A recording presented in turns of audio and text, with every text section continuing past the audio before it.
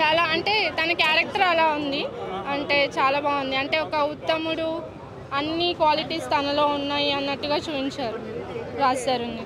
So heroine ఎలా క్యూట్గా ఉంది, చాలా క్యూట్గా ఉంది. సాంగ్స్ కానీ అవన్నీ ఎలా నచ్చాయా? సాంగ్ బాగుంది, ఒక సాంగ్ బాగా నచ్చింది. అండ్ రామ సాంగ్ కూడా బాగుంది. అండ్ హీరోయిన్కి ప్రపోజ్ చేసే సాంగ్ కూడా మంచిగా ఉంది. లొకేషన్ అండ్ ఆల్ చాలా బాగున్నాయి, అంటే చాలా రియలిస్టిక్గా ఉంది.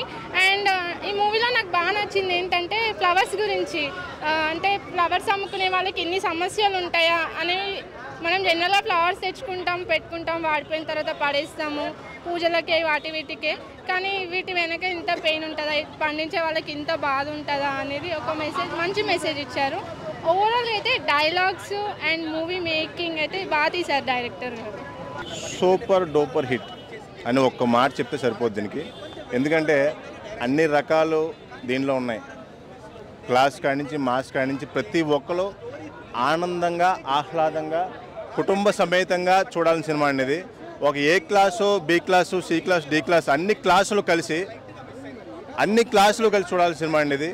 ఖచ్చితంగా రాజ్ తరుణ్ సినిమాల్లో, రాజ్ తరుణ్ కెరీర్లో ఇదొక మైలు రాయి. ఇప్పుడు దాకా రాజ్ తరుణ్ మనం చూసిన సినిమాల్లో ఉయ్యాల జంపాల కానీ ఇవన్నీ కూడా ఆకతాయి సినిమాలు. ఇది ఆకతాయి సినిమా కాదండి. ఖచ్చితంగా రామాయణం మహాభారతంలో ఎంత పట్టుండి ఇప్పుడు దాకా డైరెక్టర్లు పోరాడారో అలాంటి చిన్న కథలో వాటిని ఎలివేట్ చేసి మనిషి ఇలా ఉండాలిరా, అన్నదమ్ములు అంటే ఇలా ఉండాలి, ప్రేమ అంటే ఇలా ఉండాలి అని చెప్పిన సినిమా. ఇలాంటి సినిమాని అందరూ ఆదరించాలని మనస్ఫూర్తి కోరుకుంటూ, ఇక్కడ ప్రతి సీన్కి మనం పురుషోత్తరం అనే సినిమా చూస్తున్నప్పుడు ప్రతి డైలాగ్కి, ప్రతి మాటకి, ప్రతి ఎమోషన్కి మనకు రాముడు అయోధ్యలో ఉన్న రామయ్య గుర్తొస్తాడు. రామాయణం మహాభారతం రెండు మిక్స్ చేసి ఎలా తీయగలిగాడు అనేది పెద్ద అనుమానంగా ఉండింది.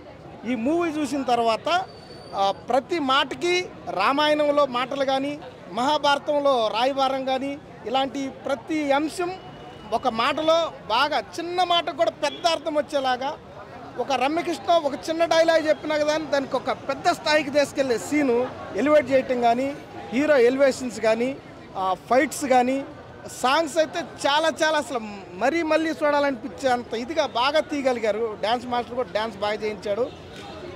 పెద్ద కాస్టింగ్ అని చూసుకుంటే 10 ఇంతలు హీరోకి హెల్ప్ అయిందే కానీ ఆ పెద్ద కాస్టింగ్ వల్ల హీరో చిన్న కాలేదు. మనకు డైరెక్షన్ కనిపిస్తుంది, చాలా సూపర్గా అనిపించింది మూవీ, చాలా బాగుంది మూవీ. మీరు జూనియర్ రాజ్చరణ్లా ఉన్నారు, సేమ్ మరి ఎలా ఇది హిట్ కాబోతుంది అంటారా? యా డెఫినెట్లీ రామ్ భీమన్ గారి డైరెక్షన్లో కంపల్సరీ రాజ్ తరుణ్ భయ్యకు ఒక మంచి హిట్ పడుతుందని చెప్పొచ్చు.